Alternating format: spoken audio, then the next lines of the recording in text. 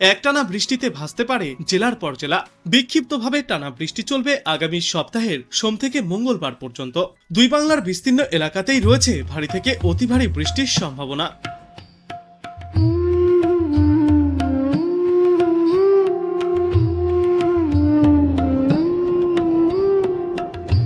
মেঘের ছটা উড়ে এসে ওই বুঝি ওই আকাশ ছুলো, বৃষ্টি হবে ভারী জোরে, হাওয়া এসে উড়িয়ে দিল। মেঘের ছটা উড়ে